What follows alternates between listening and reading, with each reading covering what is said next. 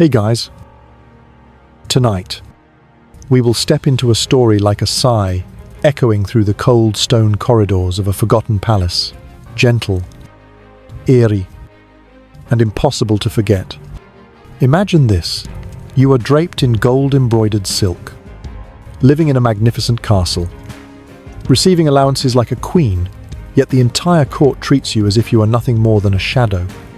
No one mentions your name, no one dares to look you in the eye, because, to them, you no longer exist.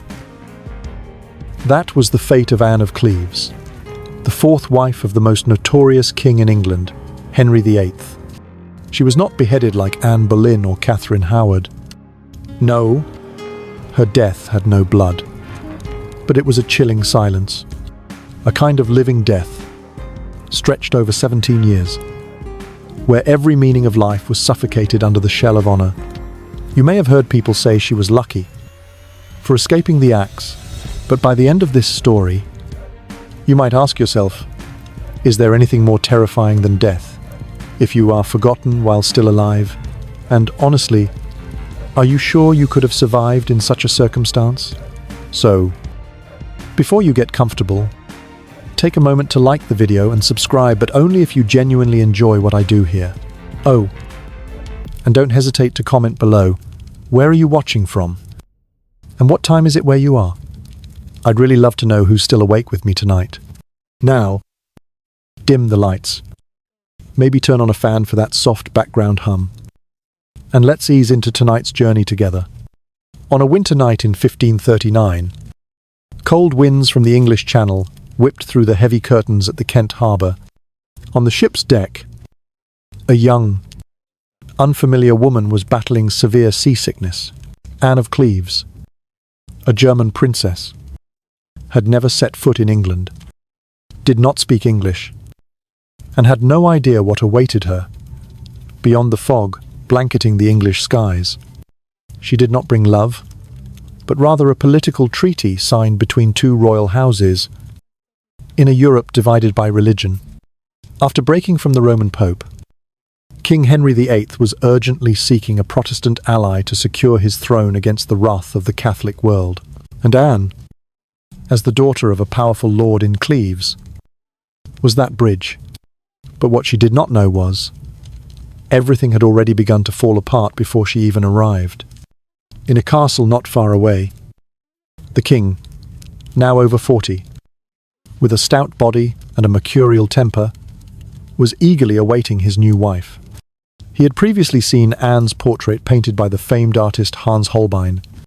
In the painting, Anne appeared delicate, dignified, with intelligent eyes and a serene, noble grace.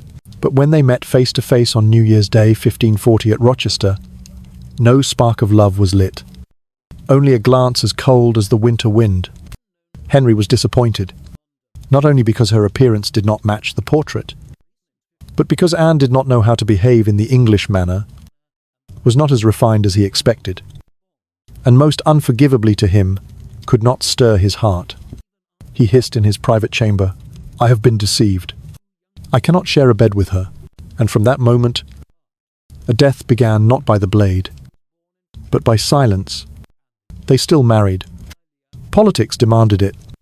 But on the cold nights at Greenwich Palace, Henry avoided Anne, making excuses of fatigue, of affairs of state, and finally the excuse that the marriage had not been consummated. Poor Anne. She did not know what was happening. Everything was too fast, too cold, too strange. She came to England as a future queen. But within just a few months, she was turned into the king's dear sister, a title that sounded gracious but was, in truth, a social exile. No throne, no power, no love. She was granted wealth, allowed to live in palaces, but it was all a veneer to hide a truth darker than any prison. Anne had been erased from history while still alive. And the irony was, everyone said she was lucky, because she did not But just think, if you had to live for 17 years as a ghost wearing an empty crown, lonely, forgotten, and invisible, Would that truly be living? Anne lived in a world draped in velvet, but utterly devoid of human warmth. After the marriage was annulled in less than half a year, she was given the title the King's dear sister, which sounded respectful, but was really the court's way of sealing the doors of power before her. She was granted estates, lands, gowns, and gold. Everything a lady needed to live comfortably. But every item Anne touched reminded her it was not a gift. It was the price of her silence. She was not allowed to return to Germany. She was not allowed to interfere in politics. She was not allowed to take part in religious matters despite being a symbol of a Protestant alliance. And above all, she was never permitted to mention that she had once been Queen of England. Each time she entered the palace for a banquet with the court, Anne was like a living statue, dressed in splendor, greeted politely. Yet people's eyes always slid past her, as if she were nothing more than a decorative object in the ceremony. She learned English. She learned to smile at the right moments, to bow at the right angle. But the more she tried to adapt, the more Anne realized she could never truly belong here.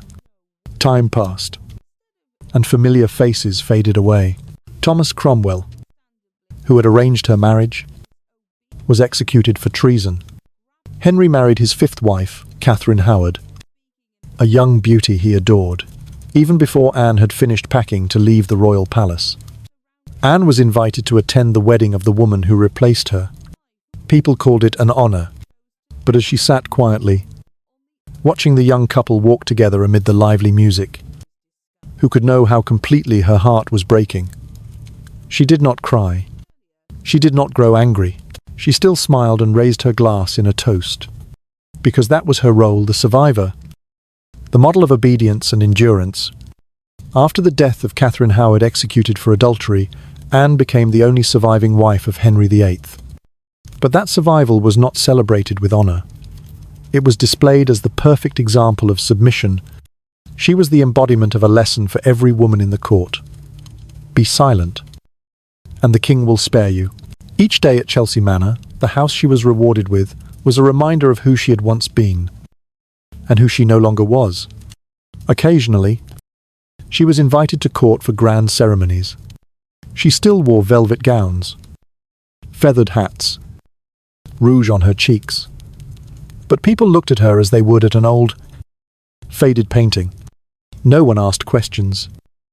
No one confided in her, and when the ceremony ended, she would quietly return to her empty home, where only the sound of maids' footsteps and cold stone walls awaited her.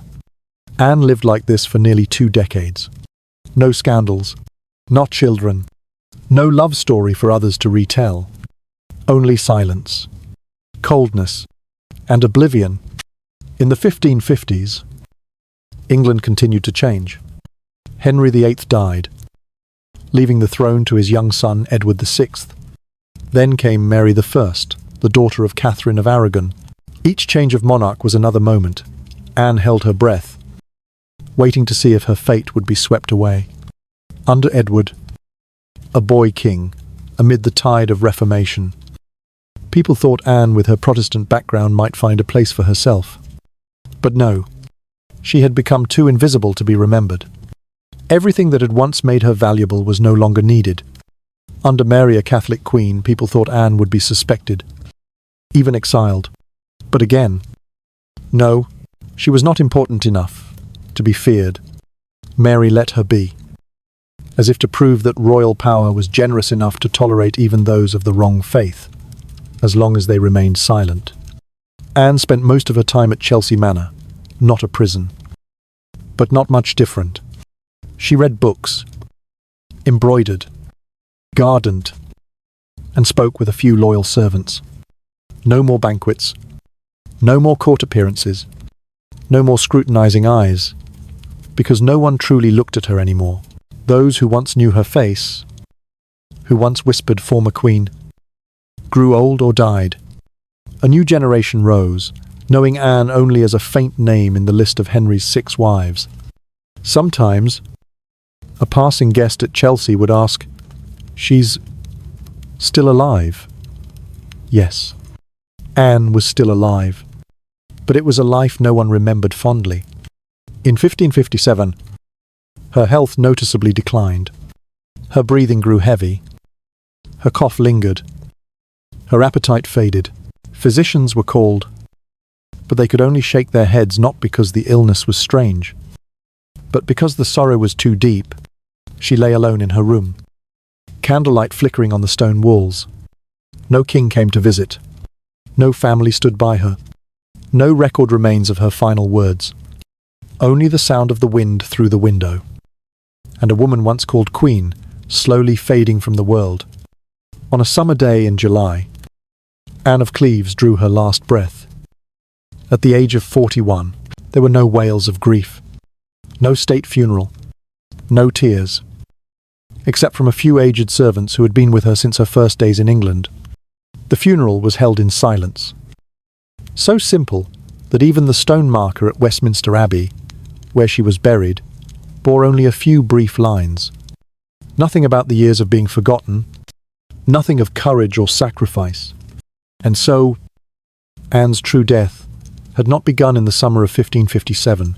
It began the very first day people looked at her and saw she was not beautiful enough, not dazzling enough, not alluring enough to be a queen. If you are listening in the middle of the night, perhaps you too have felt forgotten, like a piece no one needs in the larger picture of life. But please remember, no one is invisible in the eyes of the one who created you. And Anne, though all of England had forgotten her tonight, we are telling her story with a soft voice, a steady breath, and a belated respect.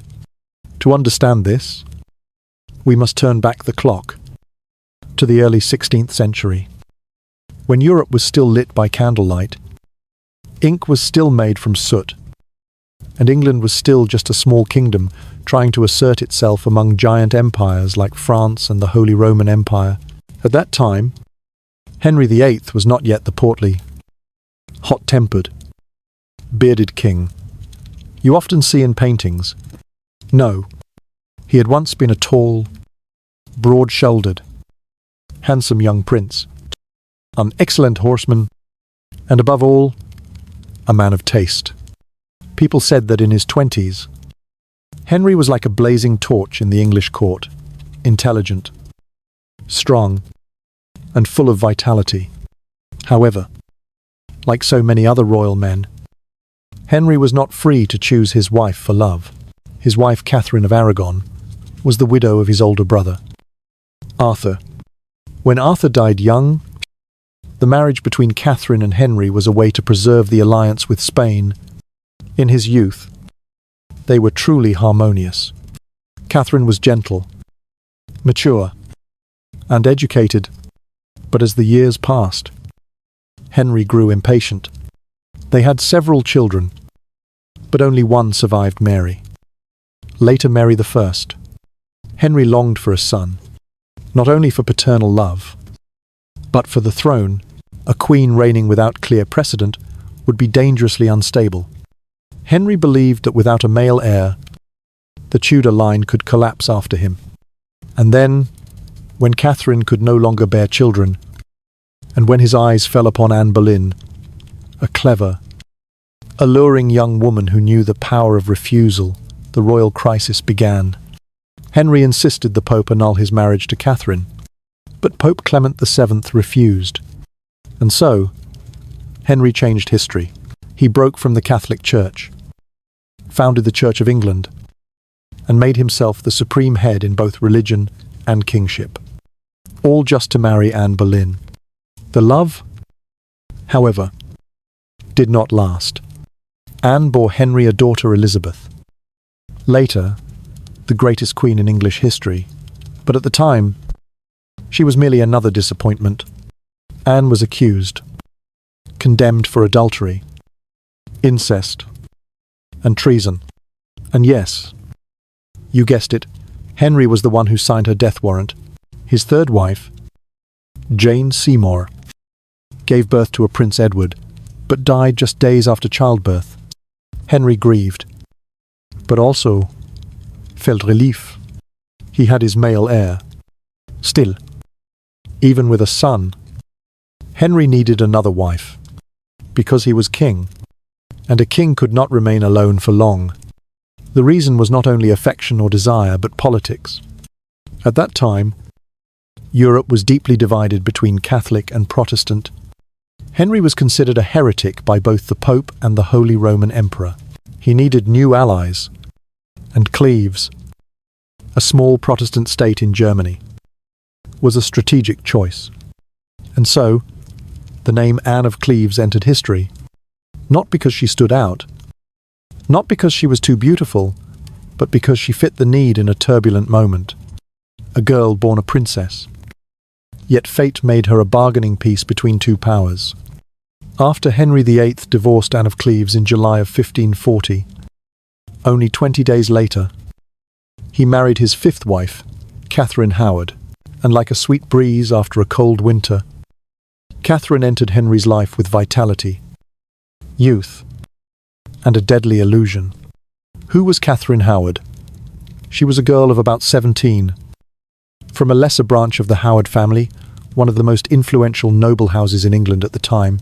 Unlike his three previous wives, who had grown up in royal or courtly settings, Catherine had a more chaotic and impoverished childhood. Living in the crowded and loosely disciplined household of her grandmother, Lady Agnes, Dowager, Duchess of Norfolk. There, she lived alongside many other young noble children, receiving little formal education, but quickly drawing attention for her youthful beauty and natural charm. Before long, Catherine was brought into court to serve as a lady-in-waiting to Anne of Cleves, a position that seemed ordinary, yet became the launching point of her destiny. And then, the king saw her. Catherine appeared at court like a radiant ray of sunlight in the sombre atmosphere following a failed marriage. Henry, now nearly 50 years old, overweight, ill, with a foul-smelling ulcer on his leg, was overwhelmed by Catherine's youth and vitality. He called her the Rose of England. People said that whenever Catherine entered a room, the king's eyes seemed to brighten by several years. And so, he married her, making her queen just a few weeks after divorcing his previous wife. The wedding took place quickly, not as ostentatious as the earlier ones, but still grand enough to signal that a new reign had begun, though this time, it was built not on politics or religion, but on desire and illusion. But youth always carries secrets. Not long after Catherine became queen, whispers began to circulate. Those who had lived with her during her youth started mentioning two names, Henry Manox and Francis Derham, two men who had been romantically involved with Catherine when she was living in her grandmother's house. At that time, romance for an unmarried noblewoman was not entirely unusual. But when she became the wife of the King of England, any past could become treason. The king at first refused to believe it. To him, Catherine was the revival of youth, the sweet gift he believed God had sent to comfort his old age. But then, a man named John Lascelles, whose sister had once lived with Catherine, formally accused her to Archbishop Thomas Cranmer. Cranmer, loyal yet sharp-minded, could not ignore the charge. He began to investigate, and the blurred shadows of Catherine's past gradually took shape like a blade hanging over her head. The truth exploded. Francis Derham, arrested and interrogated, admitted that he had once been informally betrothed to Catherine, a confession enough to crush the king. But it did not stop there. During the investigation, the name Thomas Culpeper, a close gentleman of the king's chamber, unexpectedly emerged. Rumour had it that even as queen, Catherine had secretly met with Culpeper in her private chambers, aided by a trusted lady-in-waiting Jane Boleyn, former sister-in-law of Anne Boleyn and, ironically, the wife of George Boleyn, who had been executed alongside Anne. When Henry learned of this, he was stunned. No betrayal cuts deeper than when it comes from someone he loved as a child. Love's the first light of morning. Catherine was not only his wife, she was his final hope for love, for life, for the youth that had passed him by, from queen to condemned. Catherine was arrested in November of 1541. forbidden to leave her rooms and cut off from all communication. Culpeper and Derham were savagely tortured, then executed by hanging, drawing, and quartering the horrific sentence for betraying the king. Jane Boleyn, who had survived the death of her sister-in-law Anne Boleyn, was also found guilty of abetting and was executed alongside Catherine. On the 13th of February, 1542, at the Tower of London, Catherine walked to the scaffold. She was about 19 years old, wearing a simple black gown, trembling yet composed. She apologized to the king, prayed for God's forgiveness, and calmly laid her head upon the cold block. It is said that the night before her execution, she requested the execution block be brought to her chamber so she could practice laying her head down beautifully. Only a few years earlier, she had been the youngest, most vibrant woman in England. Now, she was only a fallen head amid the drumbeats of fate. And once again, Henry survived. But he was no longer the Henry of earlier days. It was said that after the death of Catherine Howard, the king became more silent, suspicious, and melancholic than ever. He no longer believed in love, nor did he have patience for the world. The next time he married his sixth wife, it would be for health and safety, not for the heart. After the death of Catherine Howard in 1542, England fell silent. The royal court was no longer ablaze with feasts and silk gowns. Henry VIII, now weighing over 130 kilograms, afflicted with gout, an unhealed ulcer on his leg, wheezing breaths, and a mood as bleak as a winter without sun. He aged visibly, not only from illness, but because his heart had been shattered by betrayals and grief. But as a lonely king with 3 underage children, he still needed a woman by his side, not to love, but to look after him, keep the court in order, and hold the family together. And then Catherine Parr appeared like a cool stream after a storm. She was not young, not strikingly beautiful, not alluring like Catherine Howard, but she had what the previous wives did not: intelligence, composure, and patience. Born in 1512, Catherine Parr was the daughter of nobleman Thomas Parr. Educated, intelligent from an early age, and especially fond of reading. Before meeting Henry, she had been widowed twice, and was romantically involved with a man named Thomas Seymour, the brother of Jane Seymour, Henry's third wife. At first, Catherine had no wish to be queen.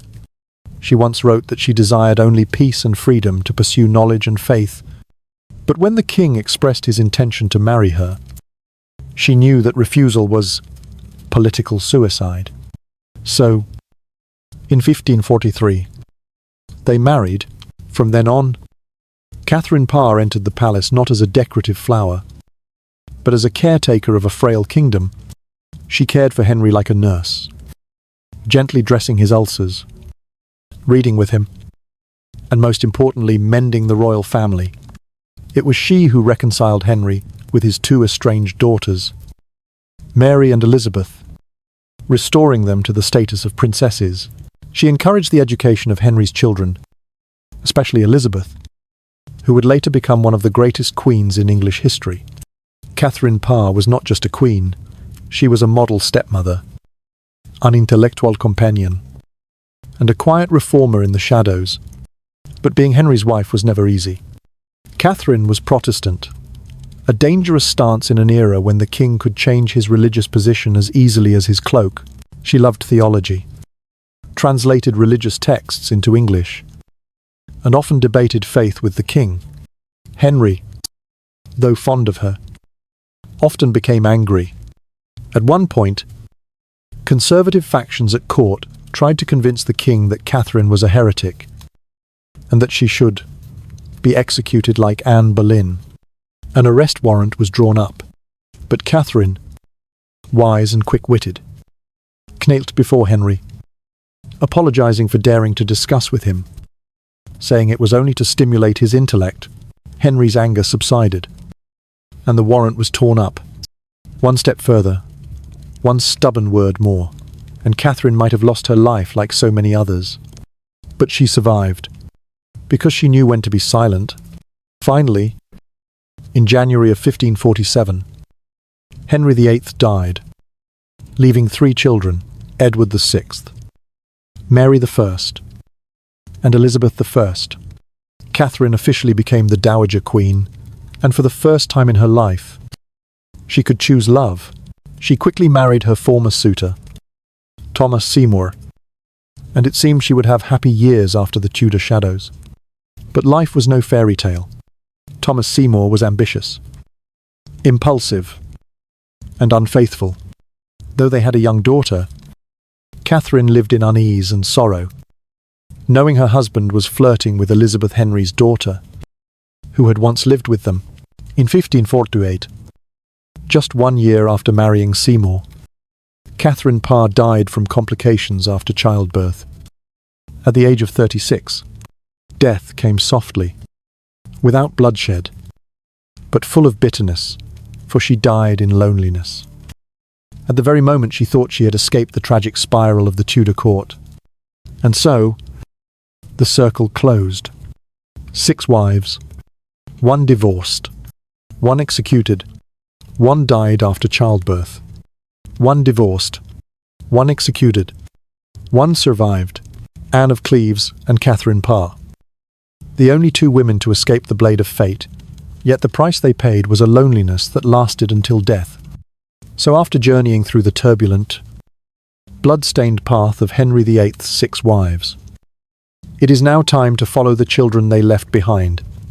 The final 3 pieces of a tangled dynasty: Edward VI, Mary I, Elizabeth I, 3 children raised amid divorces, executions, en religieuse division, and mothers who vanished one by one from their lives.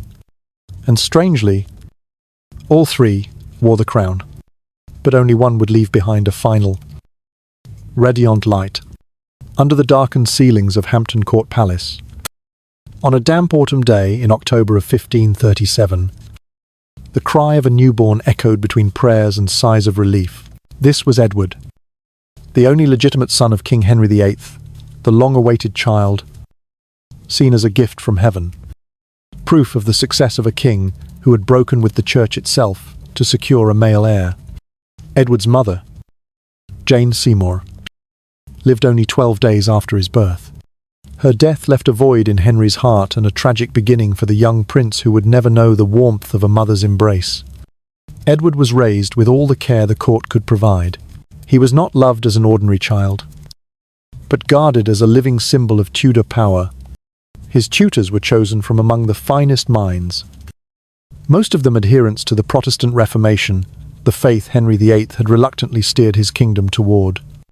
Edward learned Latin, Greek, history, theology, mathematics, and music from the time he could walk, but while his mind was nourished daily, his body was frail enough to keep the entire court in constant fear.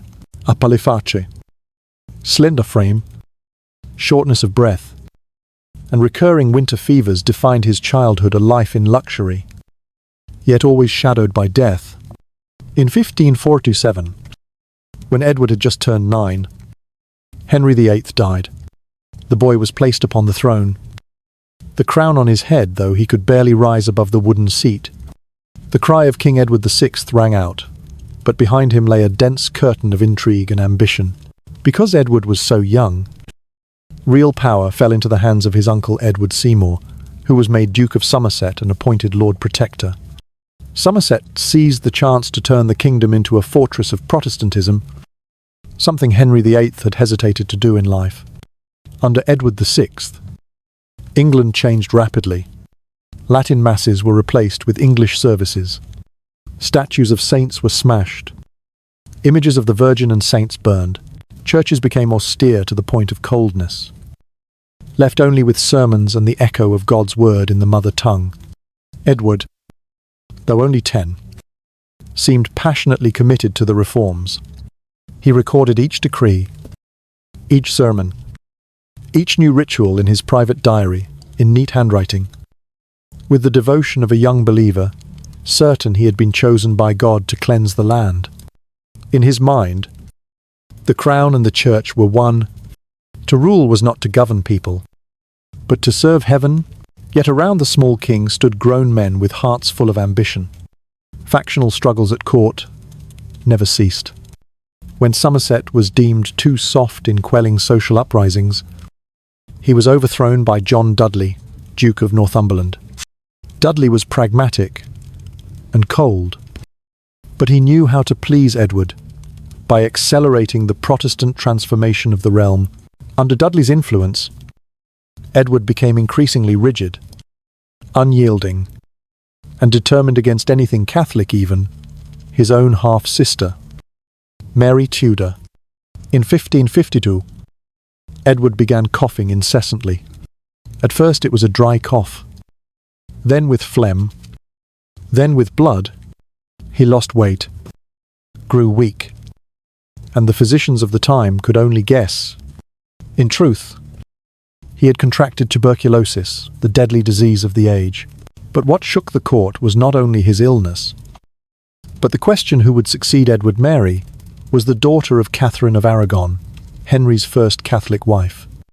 If she took the throne, all the religious reforms would be undone. In a fevered state, Edward rewrote his will. He struck both Mary and Elizabeth from the line of succession, as both had once been declared illegitimate, and chose Lady Jane Grey, a 16-year-old girl, granddaughter of Henry's younger sister. Devoutly Protestant, and married to the son of John Dudley, it was a desperate move. On the 6th of July, 1553, Edward VI died in silence, in loneliness, and almost forgotten by his court as his final breath faded. He was only 15 years old. He had never known love, never stepped beyond England's shores. But he had once believed he bore a mission from God. Lady Jane Grey held the throne for only 9 days, before Mary staged a coup and took power. Under Mary, England returned to Catholicism, and many Protestants were burned at the stake, including clergymen who had served under Edward. But the seeds that boy had planted, from the English Bible to the Reformed prayers, were not burned away. Later, Elizabeth I, his half-sister, would inherit those reforms and turn England into a strong Protestant kingdom that endures to this day. Edward VI, the boy king who never had the chance to grow up, had lived like a small flame, faint but strong enough to ignite a reformation lasting for centuries. And perhaps, in his final diary entries, he knew he would not be remembered as a warrior, nor as a politician, but as a little pupil of God, seated on a throne, writing something far greater than his years. History often remembers Mary I only as the queen who burned hundreds of heretics, as the symbol of Catholic cruelty. But before she was Bloody Mary, she was just a red-faced baby, thrown from the throne by her father's coldness and by the silence of history. Mary was born on the 18th of February, 1516, the first daughter of King Henry VIII and Catherine of Aragon, Princess of Spain. She was welcomed as a miracle, for Catherine had previously suffered multiple miscarriages or stillbirths. From an early age, Mary was educated in strict Catholic tradition, spoke Latin, studied philosophy, music, and theology. Foreign ambassadors wrote home that Mary was more intelligent than many European princes. With a precocious mind and the composure of an adult, Henry adored his daughter. He placed his hopes in Mary as a symbol of a stable dynasty. At only 9 years old, Mary was sent to Wales as the king's representative. She served almost as a princess heir, something unprecedented in English history, and had history not taken a bitter turn, Mary might have become a wise queen like Elizabeth would later be, but then came the shadow named Anne Boleyn. Anne, an intelligent and alluring lady-in-waiting, captivated Henry VIII so completely that he decided to divorce Catherine to marry her. And when the Pope refused, Henry broke with the Roman Church, establishing the Church of England, setting England on a path from which it could not turn back. Catherine Mary's mother was expelled from court. Mary was stripped of her title princess, forced to call her father Sir and her mother the Dowager Princess of Wales. She refused. In return, Mary was forbidden from seeing her mother, confined in cold castles, living like a nameless shadow in the court, where she had once been the centre. All letters to her mother were censored. When her mother died in 1536, Mary was not allowed to attend the funeral or see her one last time. Mary's youth passed in humiliation, illness, and despair. She suffered from menstrual disorders, frequent headaches, melancholy, and carried an unquenchable resentment toward her father, toward Anne Boleyn, and toward the rising tide of Protestantism. After Henry's death, Edward VI, Mary's half-brother, ascended the throne at just 9 years old. Mary, now over 30, was an aging, solitary woman, living quietly in the countryside. She clung to her Catholic faith, but under Edward's reign, Catholicism was harshly suppressed. She was summoned to court multiple times and pressured to convert, but she refused. Edward died in 1553. In his will, he attempted to remove Mary from the succession, naming Lady Jane Grey, a young Protestant girl, as his heir. But the people did not support it. They still remembered Mary, the legitimate daughter of Henry and Catherine, the last living representative of the pre-Reformation dynasty. After only 9 days, Lady Jane was deposed, and Mary entered London to the cheers of thousands. And so, on the 19th of July, 1553, Mary Tudor was crowned, becoming the first queen in English history to ascend the throne through her legal right of succession. Contrary to the bloody image history has given her, the early days of Mary's reign were met with warm welcome. The people hoped she would bring stability after years of division. Mary did not rush to take revenge. She pardoned many who had opposed her, and did not execute Jane Grey immediately, keeping her imprisoned instead. She even declared, "I have no heart to punish a young girl who has been used by the ambition of others." But then came the unexpected event that would warp her entire reign. Love. Mary was 37, never married, and under pressure to secure an heir, she chose Philip II of Spain, a young, powerful, Catholic prince. It was a political marriage, but Mary loved him deeply, desperately, like a maiden in her first love. Even though Philip did not return her affections, the people opposed it fiercely. They feared England would fall under Spanish control. A rebellion broke out, the Wyatt rebellion, aiming to depose Mary and place Elizabeth, her half-sister, on the throne. This time, Mary was no longer gentle. The rebellion was crushed. Jane Grey was executed. Hundreds were arrested. This was the moment Mary became Bloody Mary. From the year 1555, she enacted the Heresy Act, ordering the burning of those who refused Catholicism. In total, more than 280 people were burned, including ministers, peasants, scholars, and even those who had followed Protestantism merely out of fear under Edward's reign.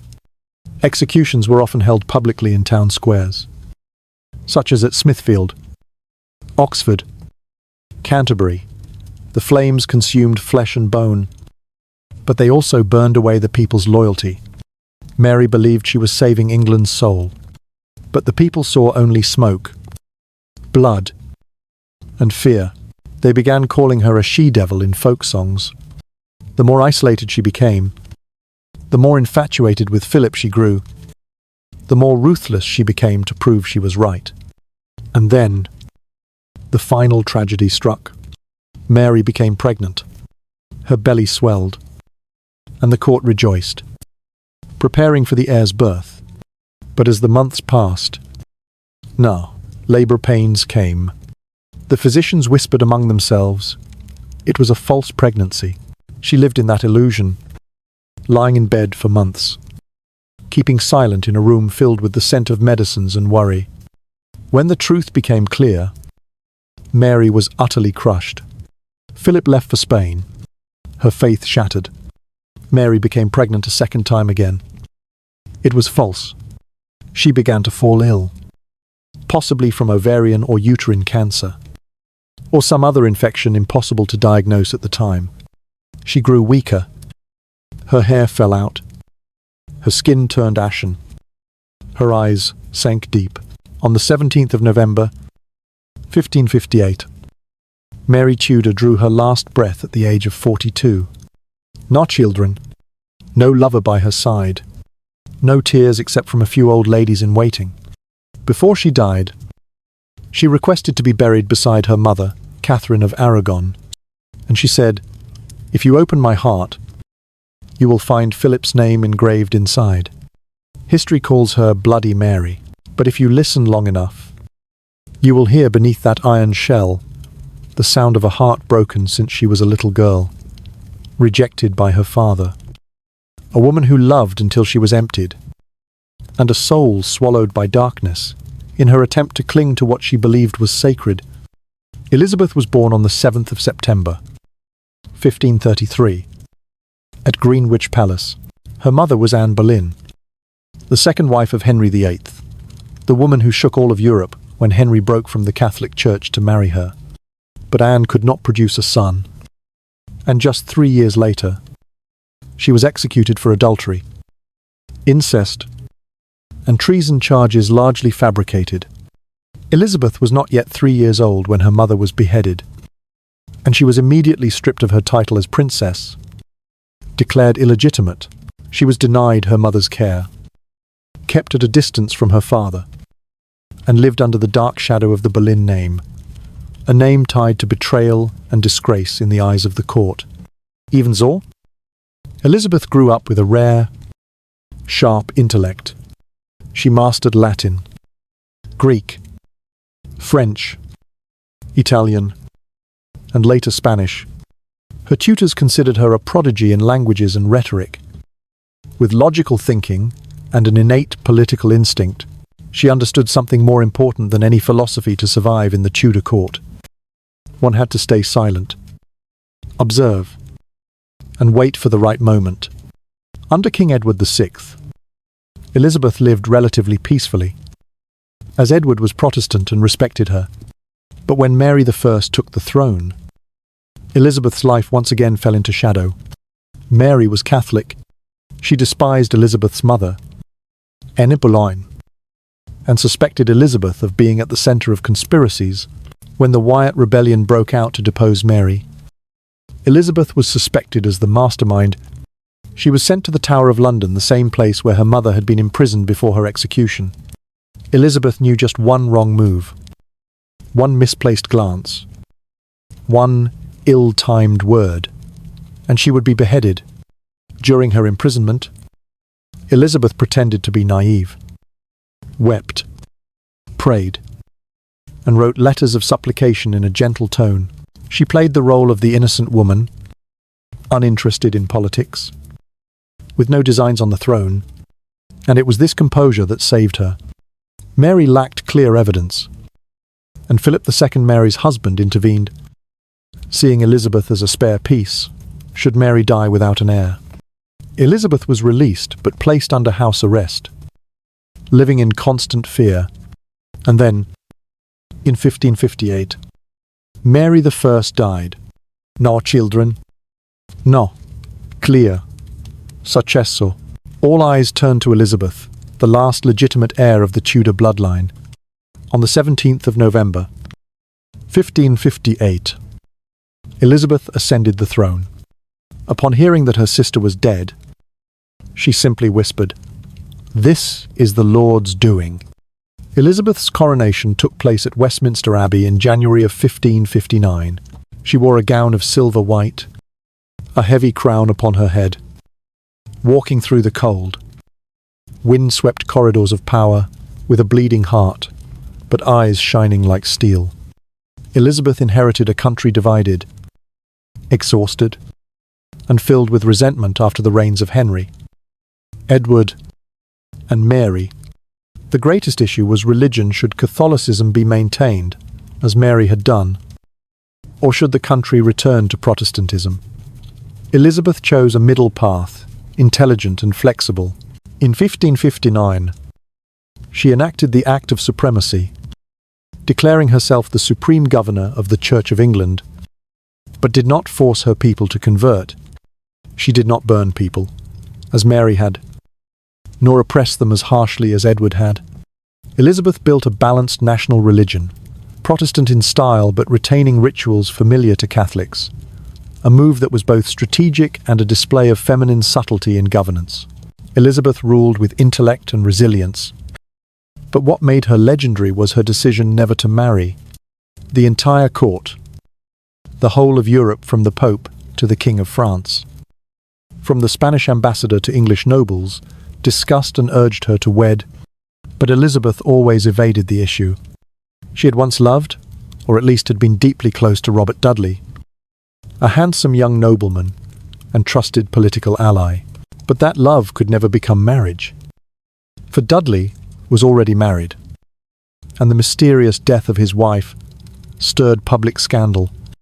Elizabeth could not risk burning her crown for personal affection. She received proposals from French princes, the King of Sweden, and even the Pope's nephew, but Elizabeth refused them all, declaring, "I am already bound unto a husband, which is the kingdom of England." From then on, she became the Virgin Queen, a noble figure who belonged to no one but her nation. Her image was gradually shaped into that of a goddess, a pale face, high forehead, red lips, gowns radiant as the sunrise, surrounded by symbols of light, wisdom, and purity. Elizabeth's reign was a true golden age. Culturally, it was the era of William Shakespeare, Christopher Marlowe, John Donne, names that defined English literature. Geopolitically, Elizabeth kept England steady amid the tidal waves of European wars.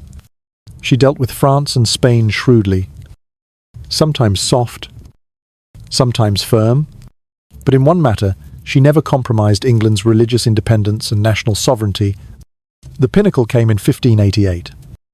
When the Spanish Armada sailed to invade, Elizabeth herself donned armor, mounted a horse, and addressed her troops.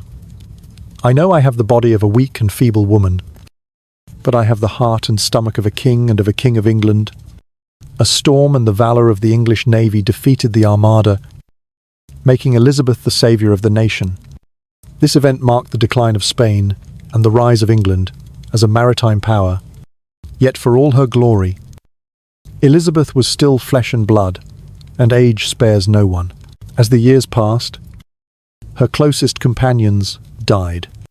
Robert Dudley, the secret love of her life, died in 1588. Mary Stuart, Queen of Scots, and her close relative, was executed for plotting to assassinate her. Mary's death haunted Elizabeth until her own last days. Though she had signed the warrant, she always said, "I never truly wished to see Mary die." In her final years, Elizabeth lived in solitude and reflection. She no longer wished to eat. She did not want to sleep. She would allow no one to touch her. It is said that in her last months, she stood for hours, unmoving, refusing to lie down, for she knew that if she did, she would never rise again. On the 24th of March, 1603, Elizabeth I died at Richmond Palace, aged 69. Her death ended the Tudor dynasty, which had lasted more than a century. Her successor was James VI of Scotland, the son of Mary Stuart, a bittersweet end, but also a reconciliation after generations of bloodshed. Elizabeth left no children, no family by her side, but she left behind a united, independent nation, stepping into the modern era with its head held high. The English called her Gloriana, the Queen of Light. History calls her Elizabeth the Great, and to this day, she remains the model for every woman who enters power through intellect and resolve, not by depending on anyone else. It is a pleasure to continue this journey with you. Now, after the brilliance of Elizabeth I faded, the Tudor dynasty came to an end. But it ended not with fire, blood, or war, but with the final breath of a queen without an heir. And from that void, a man stepped forth from the cold lands of Scotland, wearing the crown of England with the hope of uniting two kingdoms, long divided by history and faith. This is the story of James I of England, also James VI of Scotland, the king who began the Stuart dynasty, and the man who planted the first seeds that would lead to the greatest civil war in English history. James Stuart was born on the 19th of June, 1566, at Edinburgh Castle. During one of the most turbulent periods in Scotland's history, his mother was Mary Stuart, Queen of Scots, an enchanting symbol of beauty, Catholic faith, and endless controversy. His father, Henry Stuart Lord Darnley, was assassinated before James was even 1 year old. Soon after, Mary was overthrown and forced to abdicate, leaving the throne to her son, then only 13 months old. And so, James became King of Scotland while still in the cradle, taking the title James VI, ruling over a cold land deeply divided between Catholics and Protestants, filled with warlike nobles and foreign powers eager to interfere. In such circumstances, James was raised not as a prince to be loved, but as a pawn to be guarded, manipulated, and controlled. Yet, surprisingly, James not only survived, but grew into a remarkably intelligent man. He read Latin by the age of 3, spoke fluent French, wrote poetry, studied philosophy, and had a special passion for theology and the art of debate. Scholars called him the Solomon of the North, and he himself considered himself a king by divine right, a concept that would later form the root of a political storm. In 1603, when Elizabeth I died without an heir, James, then 36 years old, was the closest living relative to the Tudor line. As the great-grandson of Henry VII through his mother's side, and as if by a destiny awaited for a century, he was invited to London to become King of England, uniting England and Scotland under one crown for the first time. On the 24th of March, 1603, he officially became James I of England, opening an entirely new chapter, the Stuart dynasty. When James entered London, the people welcomed him as a saviour. After decades under monarchs without sons, Henry VIII's struggles, Edward VI's early death, Mary and Elizabeth without heirs, England finally had a mature king, with children, a wife, and hope. However, James was not Elizabeth. He lacked her regal charisma, her political finesse, and her understanding of the English. As a Scot, he brought with him a northern court whose habits were unfamiliar, and a governing style that was somewhat careless. He believed in the absolute power of the monarch, that the king was chosen by God, needing neither the consent of the people nor the restraint of Parliament. This was a stance Elizabeth had deftly avoided for 44 years. But James stated outright, "The king is the image of God upon earth." From the start, James alienated the English nobility. He handed out titles recklessly to Scots, raised taxes, and did not hide his special affection for certain male courtiers, among them George Villiers, who would later become the most powerful man in the kingdom as the Duke of Buckingham. Rumours of homosexuality spread through the court, damaging James's reputation, though no definitive proof ever emerged. Still, James left significant legacy. His most famous achievement was the King James Version of the Bible, 1611, the most influential English translation in history. Still widely read today, it was not only a religious work, but a literary masterpiece, shaping the language and thought of the English-speaking world. In foreign policy, James sought to keep England out of war through a policy of conciliation, especially with Spain, England's traditional enemy. He avoided deep involvement in the religious conflicts of Europe, such as the 30 Years' War, a stance that drew criticism as weakness, but also spared England the financial ruin and loss of life such wars would have brought. However, the relationship between James and Parliament grew increasingly tense. He needed money to fund his lavish spending and to support his favoured courtiers. But Parliament wanted greater control over the granting of taxes. James responded with royal decrees. Avoiding calling Parliament as much as possible, he said, "Do not confuse the liberty of speech with the liberty of seditious speech." But the English had begun to learn how to question absolute power, and that seed of resistance would bloom when his successor, Charles I, James's son, pushed the conflict to a point of no return. Meanwhile, an event early in James I's reign forever tied him to England's political memory, the Gunpowder Plot of 1605. A group of Catholic conspirators, led by Guy Fawkes, planned to place 36 barrels of gunpowder beneath the House of Lords to assassinate the king and the entire Parliament on its opening day. The plot was discovered only hours before it could be carried out. Guy Fawkes was captured and executed. Since then, the 5th of November each year has become Guy Fawkes Night in England, a celebration with effigy burnings and fireworks to commemorate victory over the Act of Terror. James I died on the 27th of March, 1625, at the age of 58. After years of declining health due to illness and alcoholism, he left the throne to his son, Charles I, who would take his belief in the divine right of kings even further, and then pay for it with his own head on the scaffold. Though he reigned for 22 years, James I left a mixed image in history. He was a scholar, an art lover, a peaceful king, but also an autocrat, out of touch with the English people, and the one who planted the seeds of discontent that would grow into a brutal civil war. Most importantly, James was the monarch who linked England and Scotland, opening the path for a united kingdom of Great Britain in the future. Charles I, the king who made his own execution a lesson. If James I was a scholarly king, arrogant and conservative, his son, Charles I, was a refined copy shaped from pride.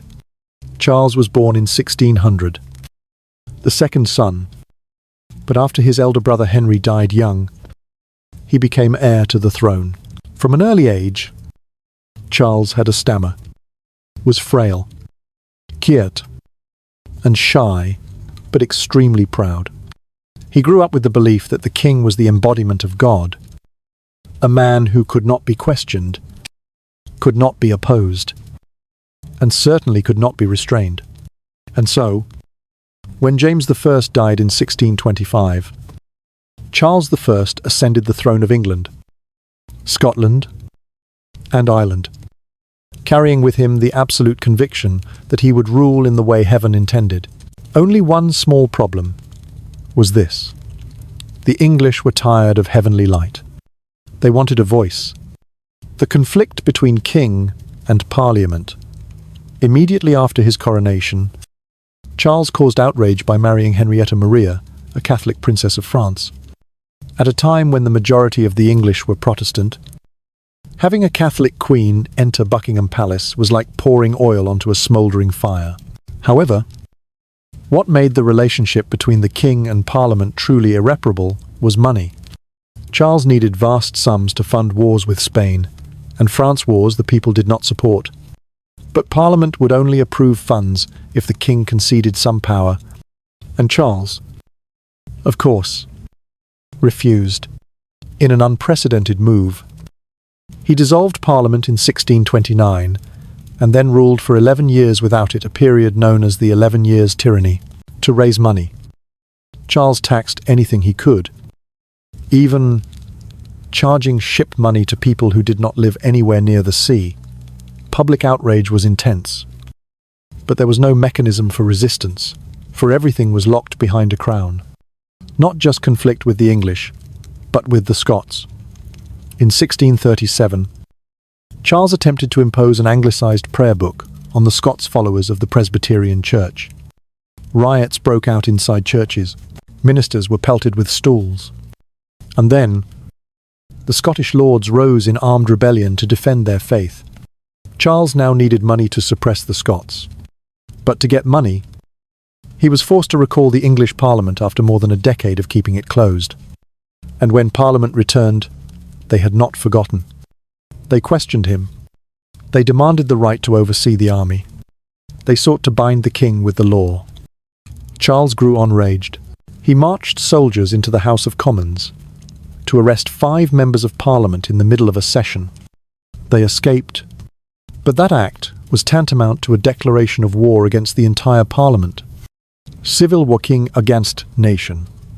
In 1642, the English Civil War officially began between two sides: Royalists, Cavaliers, loyal to King Charles; Parliamentarians, Roundheads, loyal to Parliament. Led by a stern nobleman, Oliver Cromwell. For nearly 7 years, the country was engulfed in gunpowder smoke, bloody battles, towns changing hands, and families torn apart. But by 1646, the parliamentarians had the upper hand. Charles was captured. Was it over? No. Charles secretly signed a deal with the Scots, promising to legalize their church if they helped him regain the throne. And so the Civil War ignited a second time.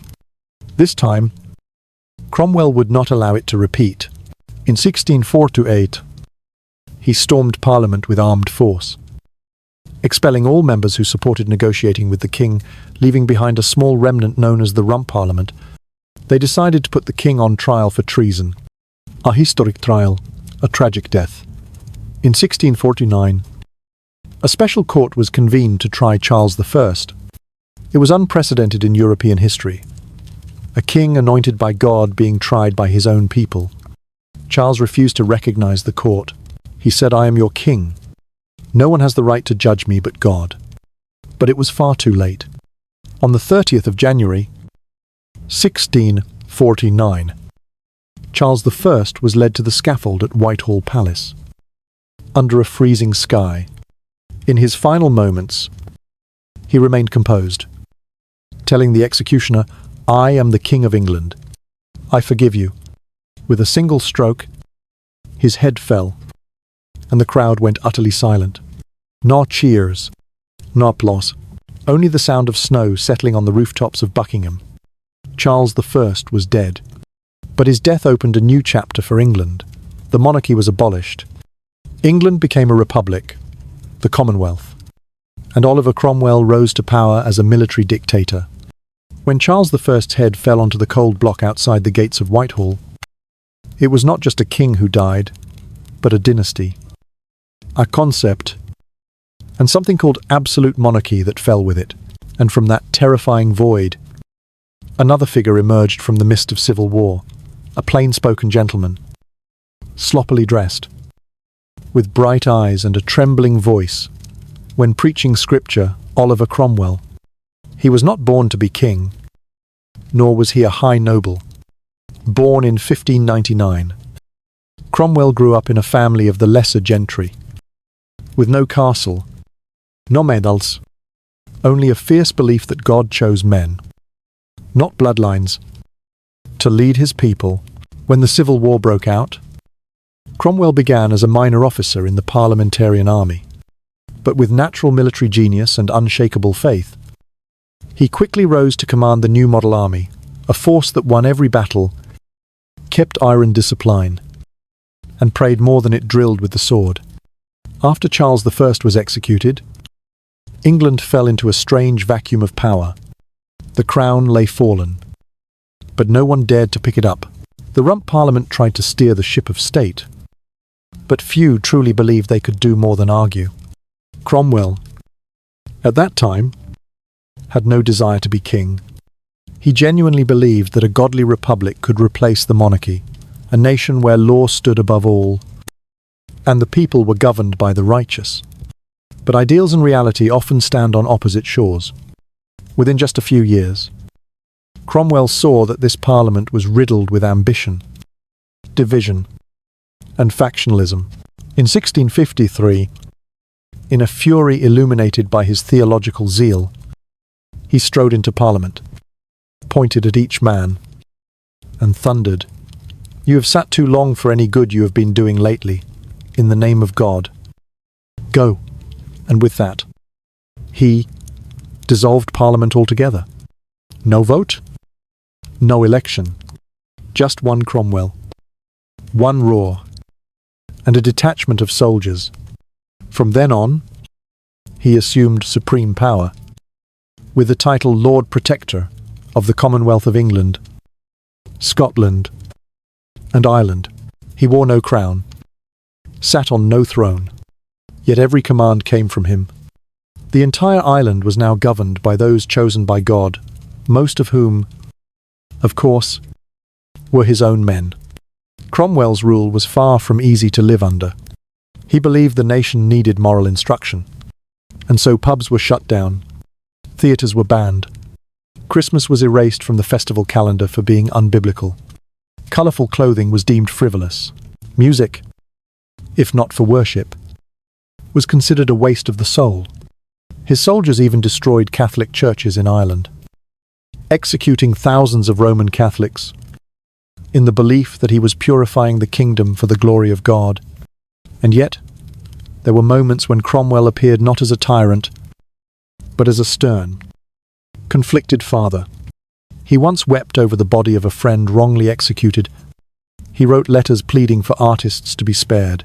He protected the Jews in England and allowed them to return, something unprecedented before. Within Cromwell lived two men, a warrior of faith and a ruler bewildered by the cost of power.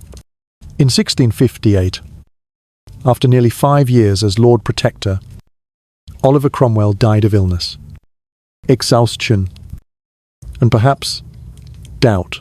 On his deathbed, it was said he murmured, "I do not know if I am truly saved." A man who refused to be king, yet spent his life striving to rule as God willed, dying, uncertain of the very salvation he had preached. After his death, his son Richard Cromwell tried to take up power, but within only a few months was ousted by the army. And just 2 years later, in 1660, the crown was lifted once more. Charles II, the son of the king who had been beheaded, returned to England and restored the monarchy. Oliver Cromwell, the man who had upended England's throne, was exhumed, his body hanged, and his head severed in posthumous revenge. That head was fixed on an iron spike and displayed outside Westminster for more than 20 years, as a warning whether king or Lord Protector. The fate of one who dared to challenge the crown was never gentle. Yet the name Cromwell was never buried. In English history, he is both mortal enemy and saviour. People argue, the spese, worship, or dismiss him. But no one dares deny that he changed history. A man who refused to be king, but for a moment, held more power than any king before him. By now, we have travelled together through a strange journey, from the clash of swords in civil war to the quiet prayers in the dim chamber of Oliver Cromwell. A man who never wore a crown, yet made an entire kingdom tremble, with a glance and a prayer. You see, some are born into silk, destined to be kings, and still fail. And then there are those like Cromwell stepping out of the dust of history, carrying no noble title, yet leaving footprints deeply carved into the fate of a nation. And when you think about it, perhaps it's a blessing you don't live under his rule where Christmas was banned. Joyful music, forbidden, and a pint of beer in a tavern could be enough to brand you as morally fallen. Pretty intense, isn't it? So, I'll be grateful that tonight you can lie in peace, with no fear of religious inspection, and no Puritan soldiers knocking just because you are smiling in the middle of the night. Now then, breathe out slowly, close your eyes, feel the wind at your window, whether from a fan or the real night air, like the distant hoofbeats of a rider fading away. We have told the story of a man who was no king, yet ruled as though chosen by God. And now, it is your turn to be king in the kingdom of your own dreams. Sleep well. I'll see you again on another journey tomorrow night.